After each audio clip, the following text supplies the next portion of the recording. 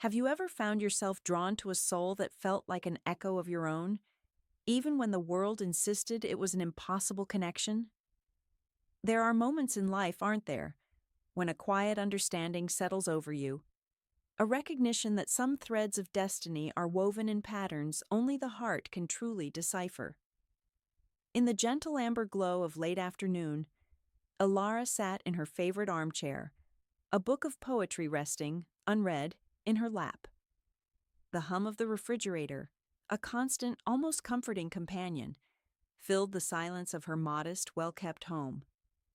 At 78, her days had settled into a rhythm of quiet pursuits. Morning tea by the window, the rustle of newspaper pages, the careful tending of her small indoor garden. Her movements were deliberate, her gaze often distant, as if she were perpetually scanning horizons unseen by others. She was, to an outside observer, a woman content in her solitude, a figure etched against the canvas of time, living a life of dignified simplicity. Yet this simplicity was a carefully constructed facade, a peaceful harbor built over deeper, more turbulent waters. Beneath the calm surface, a rich inner life pulsed with memories, vivid and tender as freshly bloomed roses. The afternoon light, slanting through the window, caught dust motes dancing in the air, each particle a tiny universe, much like the fragments of her past that swirled in her mind. She often thought of life as a vast, intricate tapestry, and her own, though seemingly monochromatic to some, was woven with threads of vibrant, unexpected hues. She wasn't one for grand declarations or boisterous company. Her joy, and indeed her sorrow, had always been found in the subtle nuances, the unspoken understandings that pass between souls. It was in these quiet spaces that her most profound experiences had unfolded, far from the clamor of the world. Her home, a sanctuary of thought and feeling, was filled with books and the gentle strains of classical music, reflecting a mind that cherished depth over superficiality. Each object held a story, a whisper from a time long past, a tangible link to the person she had become. The worn armchair, for instance, its velvet softened by decades of contemplation, had witnessed countless hours of reflection, its arms cradling her through seasons of joy and sorrow. It was here, amidst the scent of old paper and lavender, a fragrance that often accompanied her deepest thoughts, a gentle reminder of the intellectual journeys she had embarked upon, both alone and with another, that she felt most herself. The faint scent of cedar from the antique chest in the corner mingled with the earthy aroma of her potted ferns, creating an olfactory tapestry as intricate as her memories. Her daily routines, though seemingly mundane, were not merely habits, but anchors in a vast sea of recollection.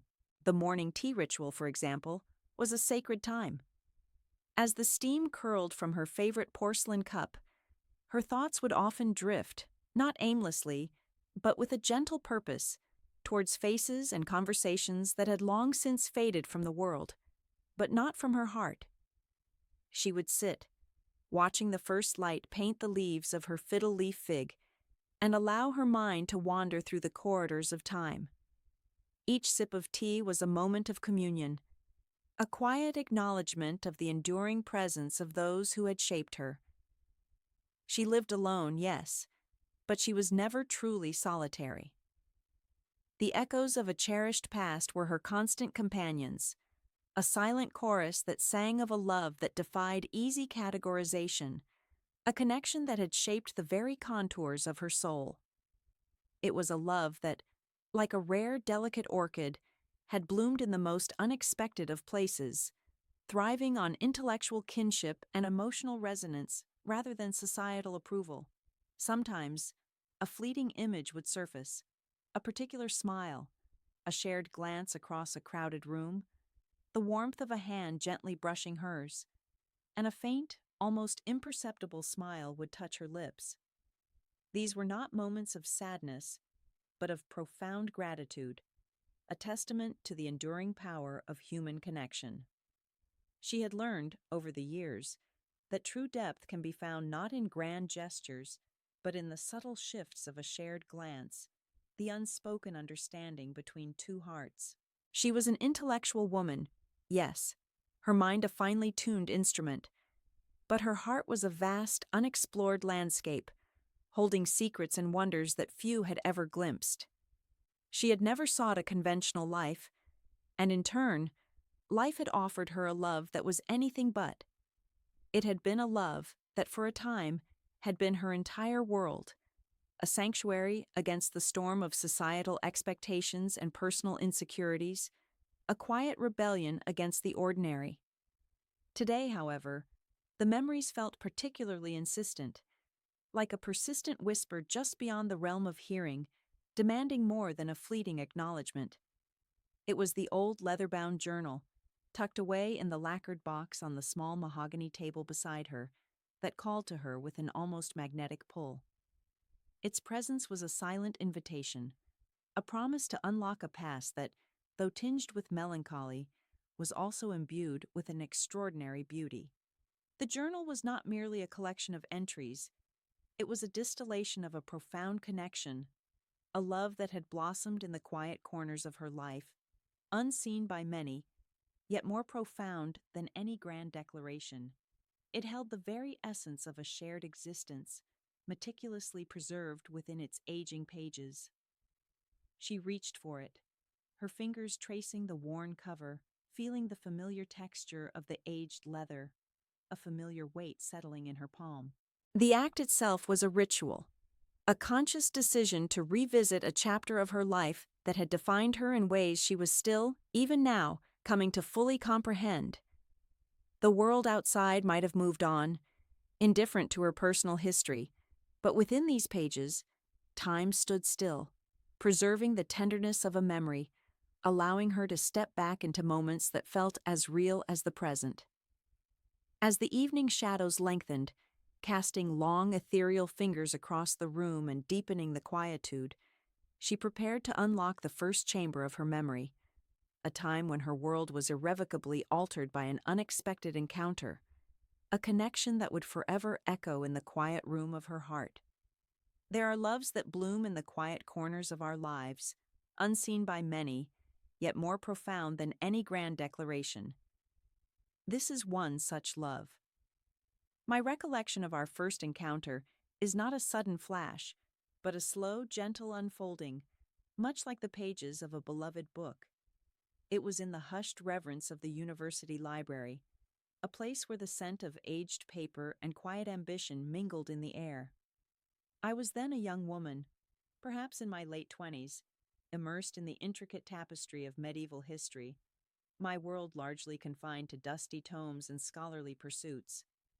He, a visiting lecturer, considerably older, with a gravitas that spoke of a life deeply lived, was a figure of quiet authority.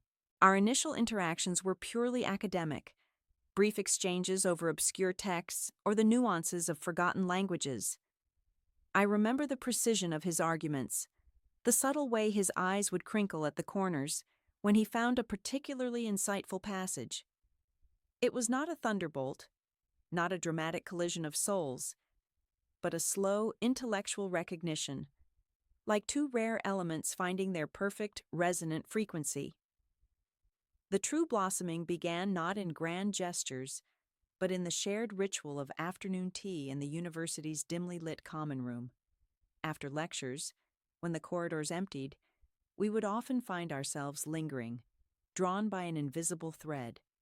We spoke of everything and nothing, from the philosophical underpinnings of Renaissance art to the quiet despair of a character in a forgotten novel.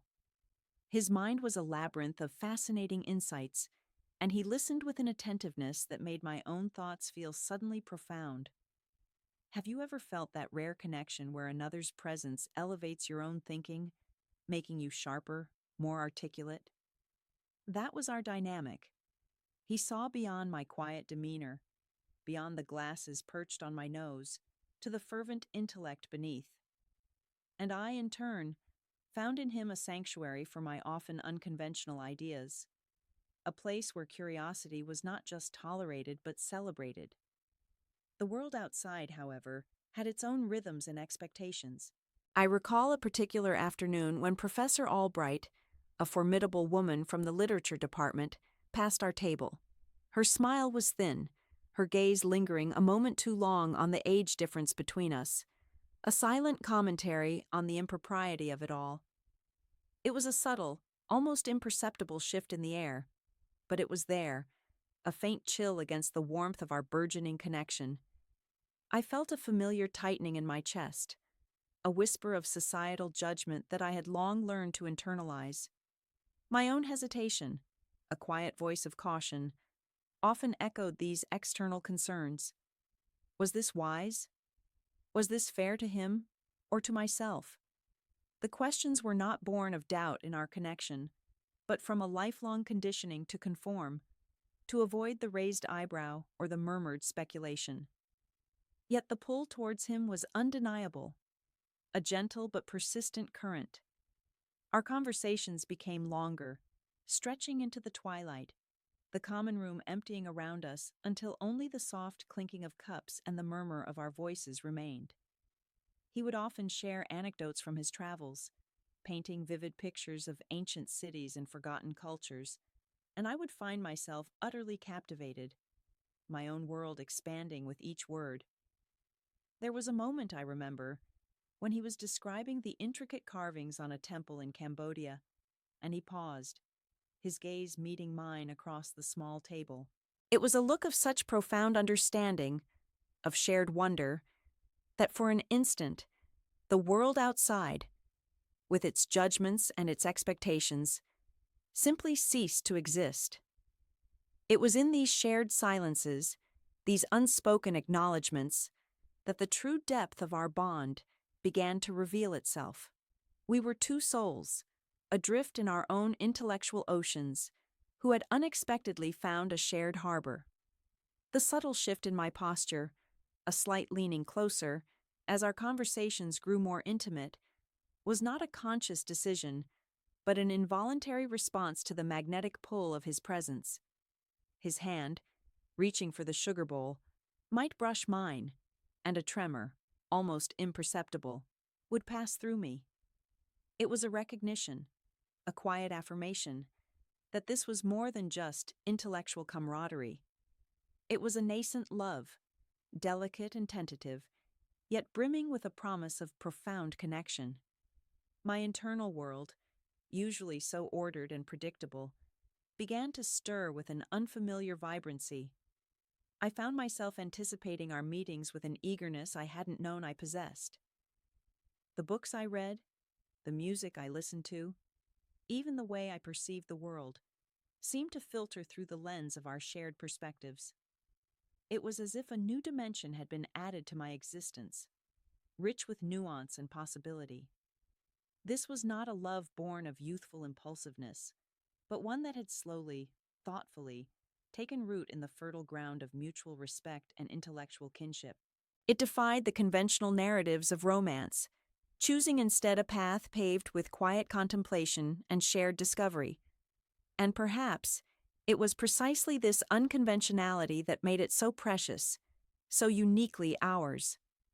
The whispers of unsuitable or unwise from a few well-meaning colleagues, or the raised eyebrows from my own family during a rare visit, were like distant echoes against the growing symphony of our connection. They were present, yes, but they seemed to lack the power to truly penetrate the sanctuary we were building. I was aware of them, of course, much like one is aware of a persistent hum in the background, but they could not drown out the melody that was beginning to play between us. My own fears, too, were slowly receding. The fear of being seen, truly seen, with all my vulnerabilities and eccentricities, was being gently dismantled by his unwavering acceptance. He didn't just tolerate my passions, he ignited them.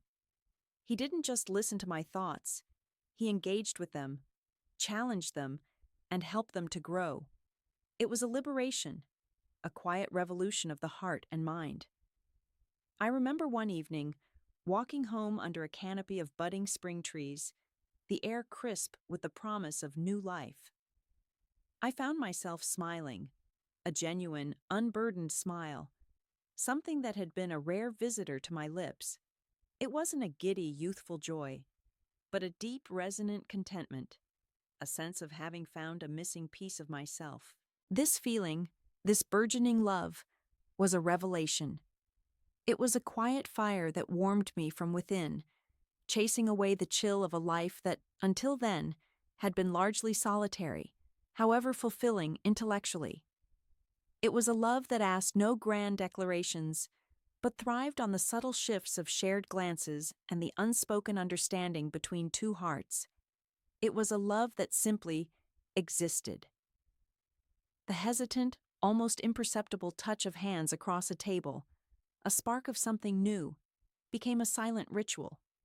It was a language of touch that spoke of a growing affection, a gentle claiming of space in each other's lives. These moments, small yet profound, solidified the unspoken truth between us. Our connection was deepening beyond the realm of intellect, venturing into the tender territory of the heart. The warmth of a shared cup of tea, a silent ritual that marked the deepening of their bond, became a symbol of our quiet intimacy. Each sip was a shared moment, each shared glance a confirmation of the rare and precious thing we were cultivating. Then one afternoon, as the last rays of sun painted the common room in hues of amber, he reached across the table, not for the sugar, but to gently take my hand. His touch was warm, reassuring, and in that simple gesture, a silent promise passed between us. It was a moment of profound vulnerability and understanding, where the intellectual connection transcended into something undeniably deeper, a love that defied the ticking clock and the whispers of "what if?" It was in these unassuming moments, away from the grand stages of life, that our love found its truest expression. And so, in the quiet corners of the university, amidst the scent of old books and the murmur of scholarly discourse, our bond unfurled. It was a love that blossomed not from youthful passion, but from the fertile ground of shared intellect and profound mutual respect.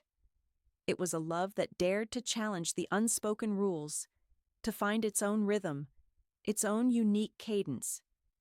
I knew, even then, that it was a connection of rare beauty, a sanctuary against the storms of convention and expectation. It was a quiet revolution in my heart, a profound awakening to a joy I hadn't known I craved. The world outside might have whispered its judgments, but within the confines of their shared understanding, a love of rare depth began to take root, promising a joy she never knew she craved. The stage was set, not for a tumultuous drama, but for a tender, unfolding narrative of two souls finding solace and profound meaning in each other, a narrative that would soon reach its own quiet zenith. We often search for grand narratives, but true depth can be found in the subtle shifts of a shared glance, the unspoken understanding between two hearts. This chapter is about such a depth, a sanctuary built not of stone, but of shared souls. Their world, once merely a collection of shared interests, solidified into a private universe, rich with nuances only they understood.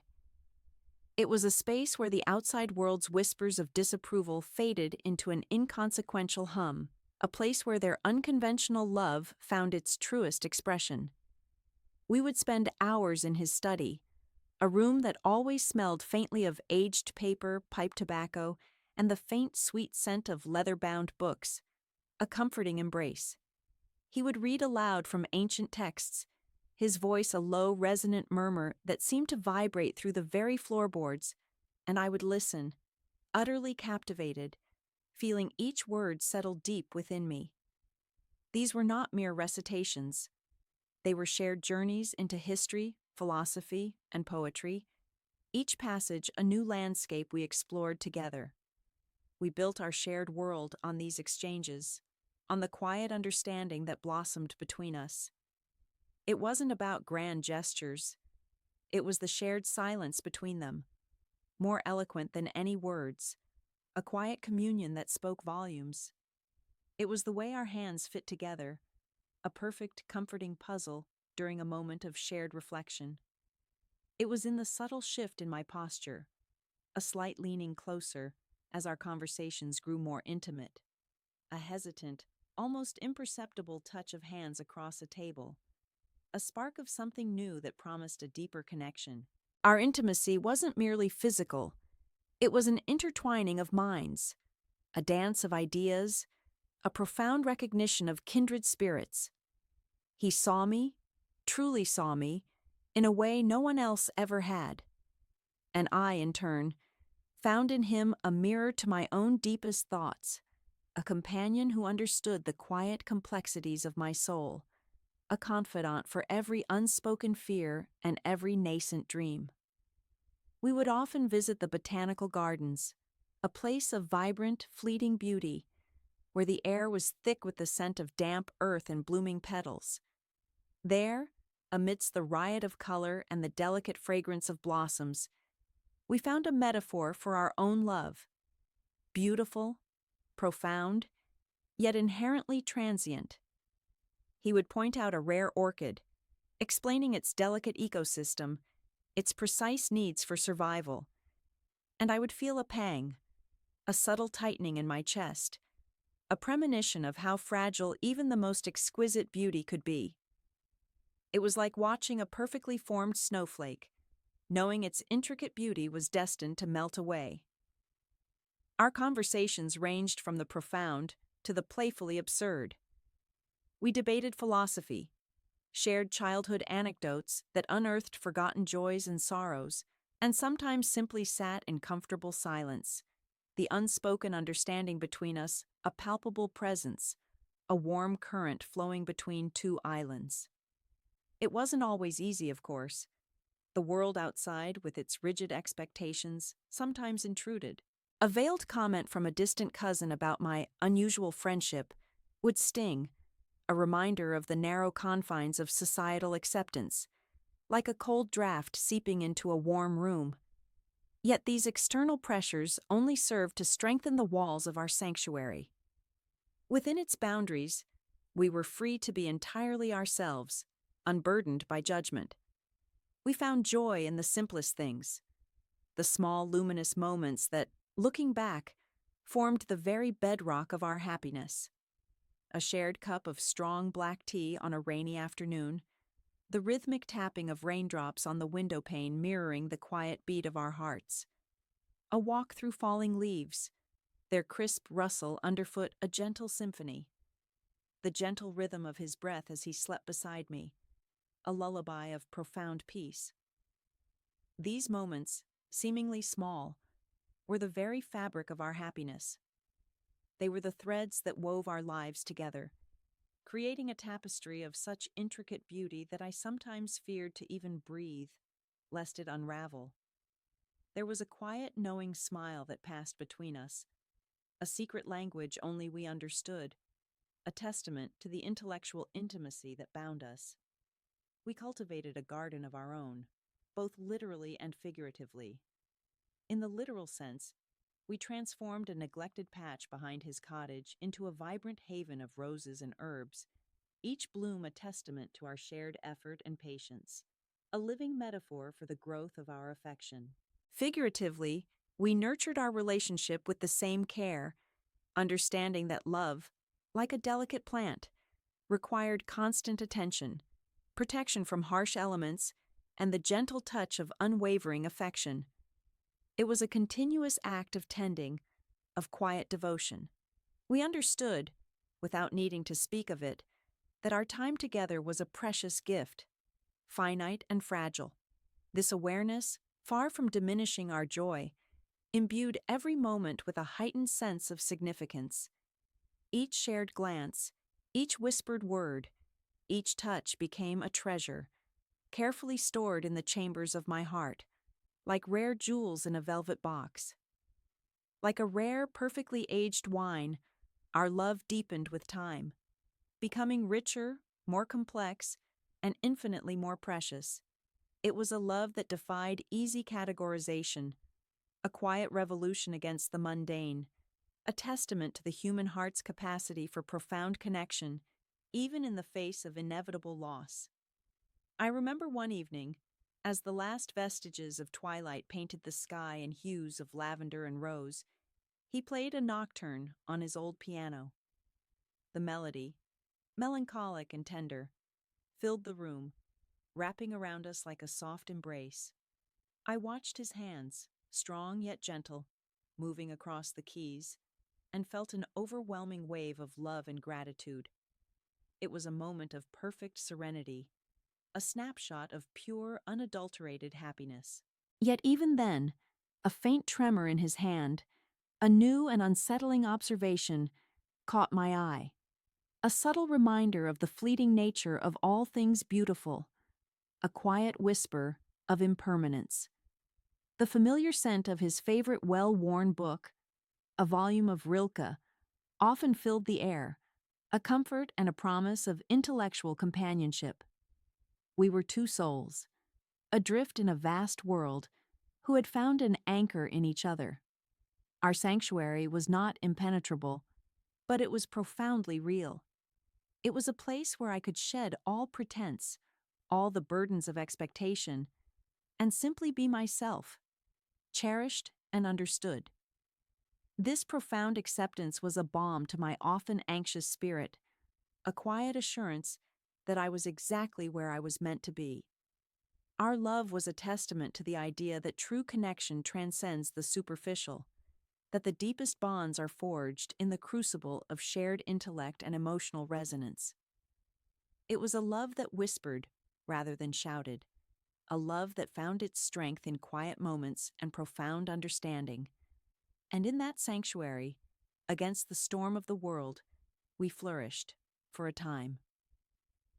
There were nights when I would lie awake, listening to the gentle rhythm of his breathing, a sense of profound joy mingling with a quiet dread. I knew, with an unsettling certainty, that such exquisite happiness could not last indefinitely. It was like holding a handful of water, precious, life-giving, but destined to slip through one's fingers. The thought of losing him, of this sanctuary crumbling, was a silent, persistent ache beneath the surface of my contentment, a shadow that lengthened even in the brightest moments. How do we hold on to the tenderness of a memory when the world outside moves on, indifferent to our personal history? Despite this underlying awareness of vulnerability, I chose to immerse myself fully in the present, to savor every shared moment, every touch, every word. For a time, our love was a complete and perfect world, a vibrant tapestry woven with threads of intellect, passion, and profound understanding. It was a joy so deep it felt almost sacred, a jewel held carefully in cupped hands. Yet, even in the brightest moments of their shared sanctuary, a quiet dread lingered, a premonition of the inevitable currents that would test the very foundations of their fragile, beautiful world. Imagine a love that defied the ticking clock and the whispers of "what if?" A love that simply was. Our love, it seemed, had found a way to exist outside the conventional currents of the world, a quiet eddy where two souls could truly meet. Yet, even the most secluded havens are not immune to the relentless tides of time and the insistent murmurs of a world that demands conformity. After the incandescent joy of our shared sanctuary, a subtle shift began, almost imperceptible at first, like the faintest tremor before an earthquake. This wasn't a sudden rupture, but a gradual erosion, a slow seeping in of the outside world that threatened to dilute the precious essence of what we had built. The world, it seemed, had begun to remember us, and not always kindly. Whispers, once distant, grew closer, like a persistent hum that could no longer be ignored. Our vibrant, self-contained connections started to feel the strain of external pressures. Acquaintances offered polite but pointed curiosity, their veiled questions about our future and unspoken judgments hanging in the air like a heavy fog. I recall a particular evening, a dinner with distant, traditional relatives. The conversation, ostensibly about local happenings, subtly veered towards appropriate relationships and sensible life choices.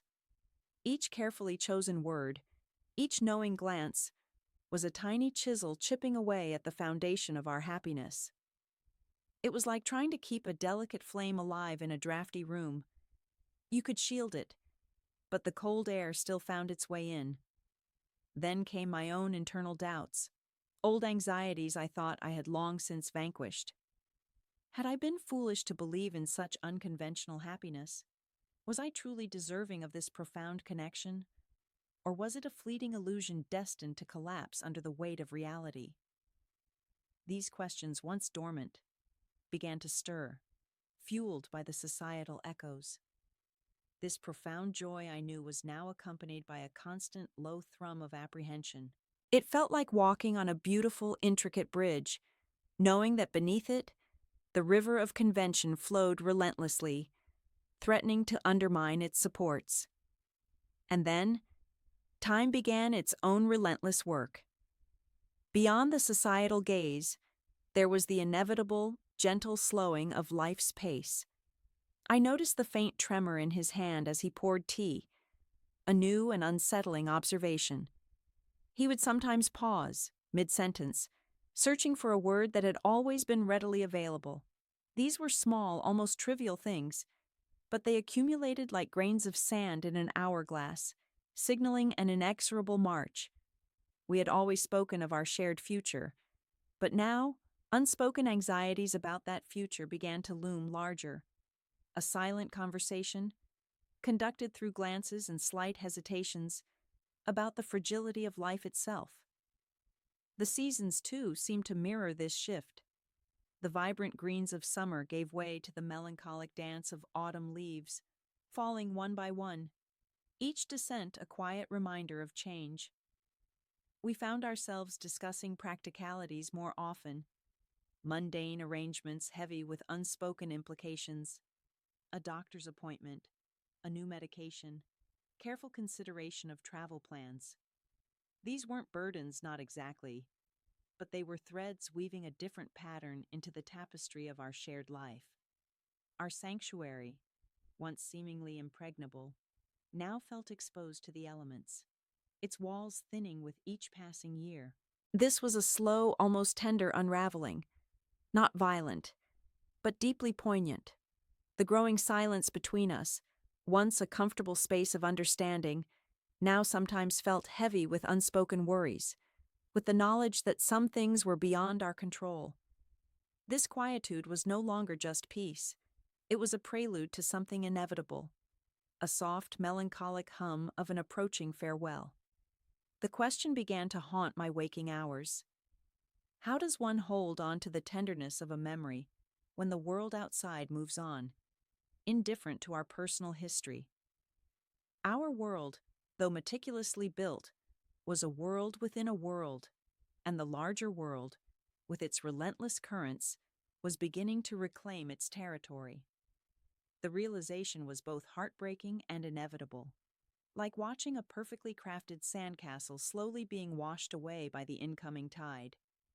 Each wave, gentle yet persistent, eroded a little more of what we had so carefully constructed. The warmth we shared, though still potent, was now accompanied by a subtle chill, a premonition of winter. This knowledge settled deep in my bones, a quiet, insistent ache whispering of endings, even amidst the most tender embraces. We tried to ignore it, to cling to the present with fierce determination, but the future, like an uninvited guest, had already taken its seat at our table. And with it came the agonizing question: how does one prepare for a future that promises absence? A future where a love so profound might only exist in the realm of memory. This wasn't a tempest, but a slow gathering storm, a darkening of the horizon that promised a profound change in the weather of our lives. The quiet beauty of our connection was now tinged with the sorrow of its potential brevity, a bittersweet symphony playing out against the backdrop of an indifferent world. This love, which had defied so much, now faced an adversary even more formidable than societal judgment, the inexorable march of time itself. Every shared laugh, every knowing glance, every touch now carried an added layer of preciousness, for we knew in the quiet corners of our hearts that these moments were finite, measured out by an unseen hand. It was a profound lesson in the ephemeral nature of even the most enduring bonds, a stark reminder that even the deepest love is ultimately a gift borrowed from time. As days turned into weeks, and weeks into months, the threads of our connection, though still strong, began to fray at the edges, worn thin by the relentless friction of life's onward journey.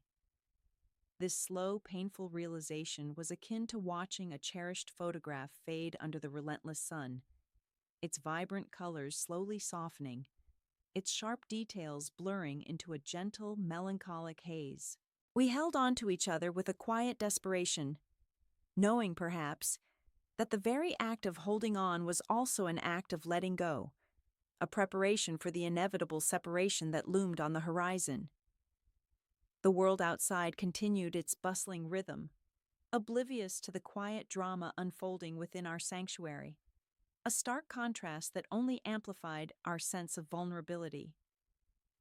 This was a poignant paradox. The more deeply we loved, the more keenly we felt the shadow of its potential loss. This wasn't a sudden, dramatic break, but a slow, tender erosion, like a river carving its path through stone, relentless and beautiful in its destructive power. The unspoken, the unsaid, began to fill the spaces between us, not with tension, but with a shared understanding of the preciousness and the fleeting nature of our time together. We had created a world of our own, a universe woven from shared thoughts and tender affections. But even universes have their entropy, their slow, inevitable expansion towards a cooler, quieter state. And so, we continued to live, to love, to cherish each moment, even as the quiet dread of impending loss became a constant, albeit gentle, companion. It was a love story unfolding not just in the present, but also in the shadow of its own eventual ending, a testament to the human heart's capacity to embrace both joy and sorrow simultaneously. The turning point arrived not with a dramatic flourish, but with a quiet, almost imperceptible shift in his demeanor. A visit to the doctor, initially dismissed as routine, returned with results that cast a long shadow over our meticulously built world. It was nothing sudden, no immediate crisis, but the prognosis spoke of a gradual decline, an encroaching fragility that would inevitably alter the landscape of our lives.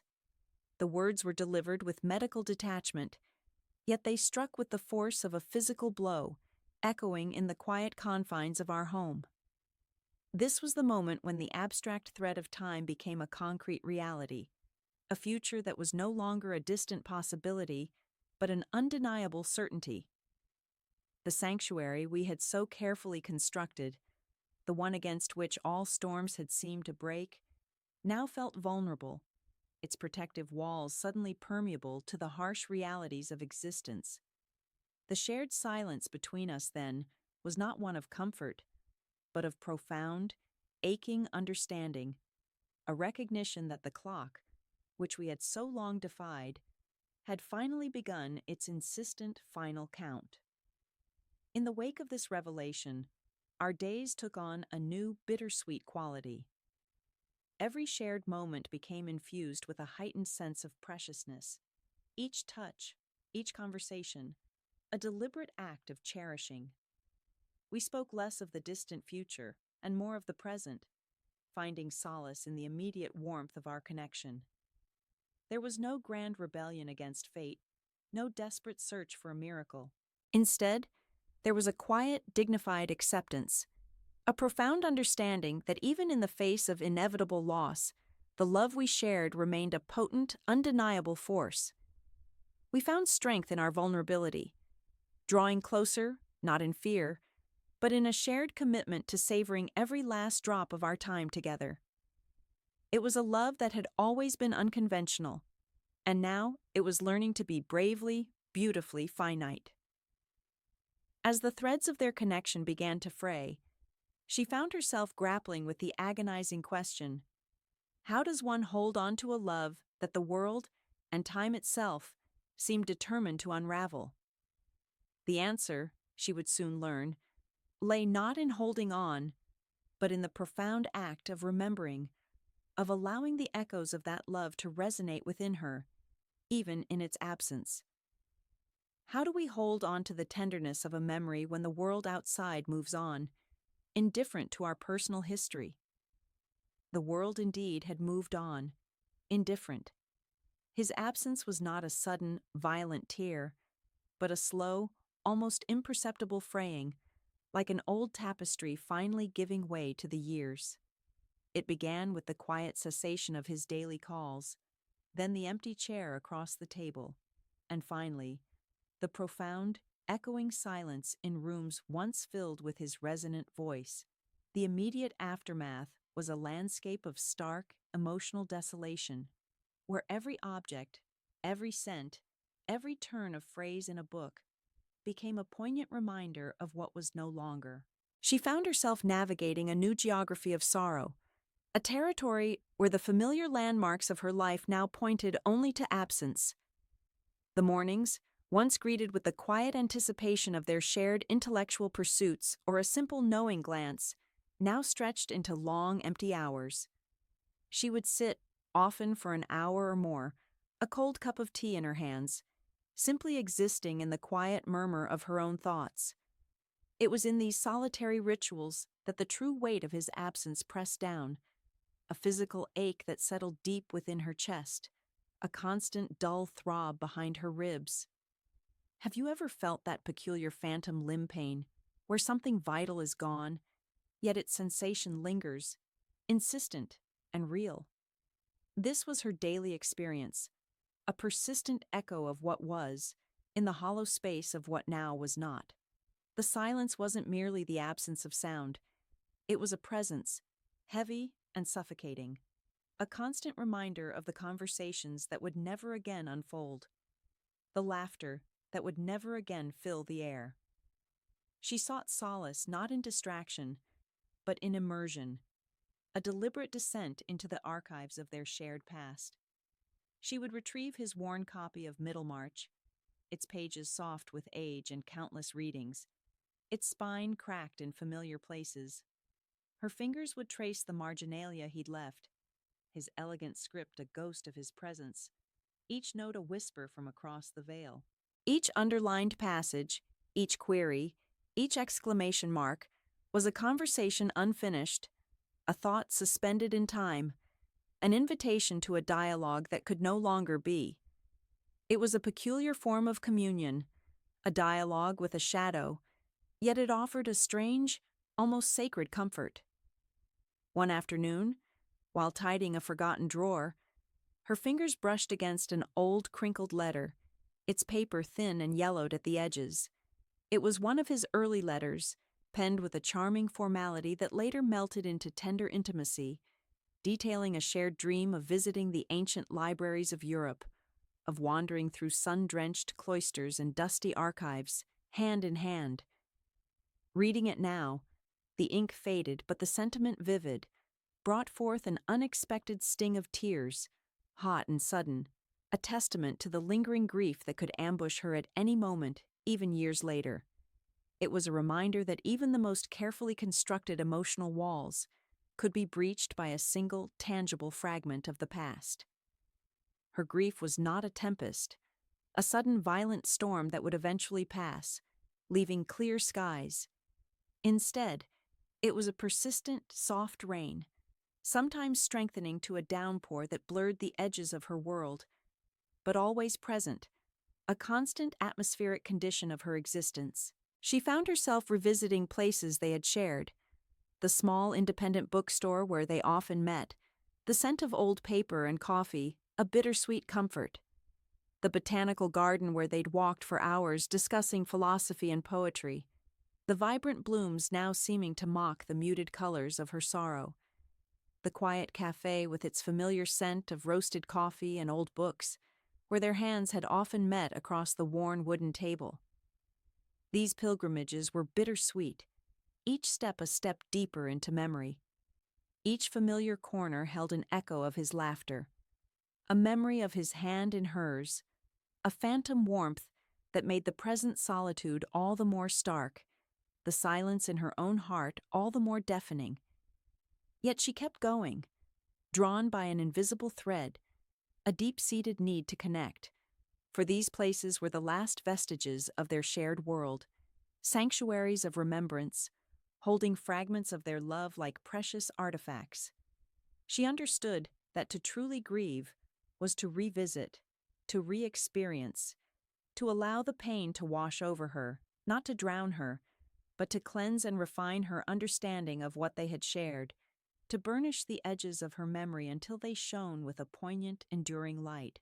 The world outside, however, continued its relentless spin, oblivious to the chasm in her heart. Friends and acquaintances, well-meaning in their way, would offer platitudes or suggest moving on, as if grief were a temporary inconvenience one could simply pack away. But how does one move on from a love that had become the very architecture of one's soul, a foundational pillar of one's identity? It wasn't about forgetting. That felt like a betrayal. It was about integrating, about finding a way to carry the beauty and the sorrow without being consumed by either. She began to see that his influence wasn't just in the grand gestures or the profound conversations that had shaped her intellect, but in the subtle shifts in her own perspective. The quiet courage he had instilled in her to embrace vulnerability, the way he had broadened her understanding of human connection beyond conventional boundaries. Her identity, once a solitary vessel navigating calm waters, had been irrevocably shaped by the powerful currents of their shared journey, leaving her both scarred and strengthened. The cool, smooth surface of a cherished memento, a small silver locket he had given her, became a tactile anchor held tightly in her hand during moments of quiet reflection. It was a tangible link to a love that, though physically absent, remained a vibrant, living presence within her, a quiet strength she could draw upon. The true climax of her grief wasn't a sudden explosion of sorrow, a dramatic collapse into despair, but a profound, quiet realization that dawned upon her one evening as she sat by the window, watching the twilight deepen. The world outside softened into hues of lavender and gray, mirroring the quietude settling within her. She had been rereading one of his favorite poems, a piece about the transient nature of beauty and the enduring power of memory. And as the last light faded from the sky, a sense of overwhelming, yet strangely peaceful understanding washed over her. It was the moment she fully accepted that the love they shared was not defined by its ending, but by its existence, its profound imprint on her very being. The pain was still there, a dull throb, a constant companion, but it was no longer a raw, open wound. It was a scar, a testament to a battle fought and a love deeply lived, a mark of honor rather than a source of torment. This was the moment she understood that the echoes of their love were not merely painful reminders of what was lost, but powerful affirmations of what had been found and what would forever remain within her, an indelible part of her story. From that evening forward, her grief began to transform. It wasn't a sudden erasure of sorrow, a miraculous healing, but a gradual softening, like a river carving its path through stone, smoothing the rough edges of jagged rock into polished beauty. She continued her rituals of remembrance, but now with a gentle sigh that spoke of contentment rather than despair, a quiet acceptance of the natural order of things. The memories, once sharp and piercing, capable of inflicting sudden pain, became tender and warm, like embers glowing softly in the hearth, radiating a comforting heat. She could look at a cherished photograph of him, no longer with a pang of loss that constricted her chest, but with a quiet warmth spreading through her chest, a sense of gratitude for what had been. The love, though, ended by circumstance, by the inexorable march of time, had not vanished. It had simply changed form, becoming an internal landscape, a wellspring of quiet strength and profound appreciation, a secret garden she carried within her. She had learned to carry her sorrow not as a burden, a heavy weight dragging her down, but as a sacred trust, a testament to the depth of her capacity for love, a quiet strength that now defined her. Though the pain of absence was a constant companion, a soft shadow that walked beside her, she began to discern a quiet strength in the echoes of their love, a realization that some bonds are too profound to ever truly break. This understanding, hard won and deeply felt, would guide her towards a melancholic peace, a gentle acceptance of life's intricate tapestry of joy and sorrow, woven with threads of both light and shade. Life, much like a well-worn book, has chapters we revisit, each turning page revealing new layers of meaning in old emotions. For me, the final chapter of my story, or perhaps the quiet epilogue, is not one of sorrow, but of a profound, melancholic peace. The raw edges of grief, once sharp enough to pierce the very fabric of my being, had long since softened. They had not vanished. No, for some losses leave an indelible mark, like the faint lines etched on an old photograph. Instead, they had transformed, becoming a familiar landscape within my soul, a testament to the depth of what once was. My home, once a sanctuary of shared laughter and quiet contemplation, now held a different kind of peace. It was a peace born not of forgetfulness, but of integration. I found myself revisiting memories, not with the crushing weight of what was lost, but with a gentle tenderness, like tracing the contours of a beloved face in a dream. The scent of old books, the particular way the afternoon light fell across the worn armchair where we often sat, the quiet murmur of classical music, these were no longer triggers for pain, but conduits to a cherished past. How does one truly reconcile such profound joy with an equally profound absence? It is a question that, for a long time, felt unanswerable, a riddle whispered by the wind through empty rooms. Yet, with the relentless, quiet patience of time, an answer began to emerge, not as a sudden revelation, but as a slow, unfolding understanding. I recognized that our love, unconventional as it was, had not merely been a transient joy, but a foundational element of my very being.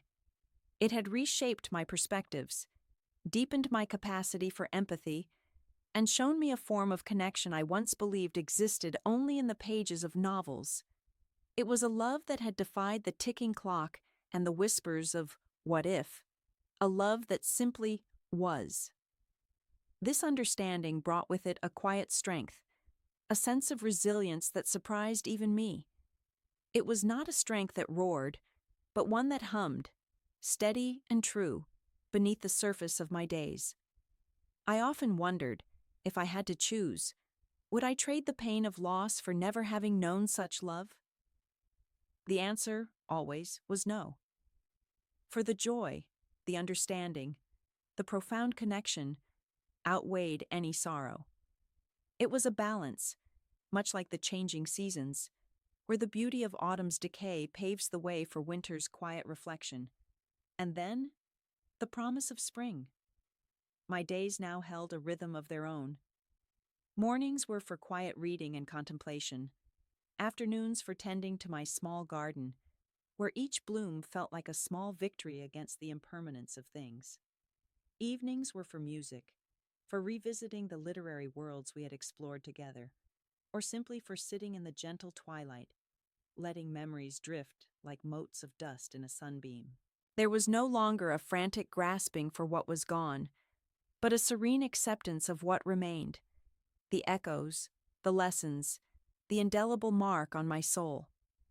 This was not a surrender to oblivion, but an active embrace of memory, a conscious choice to carry the light of that love forward, not as a burden, but as a guiding star. The climax of this journey was not a dramatic event, but a quiet, internal shift. It was the moment I looked at a photograph of us, one where our smiles were genuine and unburdened, and felt not a pang of grief, but a profound warmth, a deep gratitude. It was the realization that the love itself had not ended.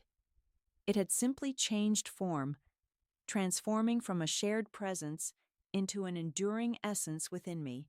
It was the quiet understanding that the threads of our connection, though no longer physically bound, continued to weave through the tapestry of my life, adding richness and depth to every hue. In this melancholic piece, I found a profound closure. Not a closure that meant forgetting, but one that signified integration. The past was not a ghost to be appeased, but a cherished companion, walking alongside me in the quiet moments. My unconventional love, once a source of both immense joy and unspoken societal tension, had become a testament to the heart's boundless capacity. It taught me that genuine connection transcends age, circumstance, and even the finality of absence. It had been a love that dared to be, and in its daring, it had carved out a space in my life that no other experience could fill. I had learned that love, in its purest form, is not about possession or permanence, but about the profound impact one soul can have on another, an impact that resonates long after the physical presence has faded. It was a quiet triumph, a personal victory over the conventional narrative of loss, transforming it into a narrative of enduring love. And so, in the quiet wisdom of her twilight years, she understood that some loves, though touched by sorrow and loss, leave behind an indelible mark, a testament to the heart's capacity for both profound joy and enduring grace. The world outside might continue its ceaseless turning, but within the sanctuary of her memories, a beautiful, eternal flame continued to burn, a beacon of a love that truly was and always would be.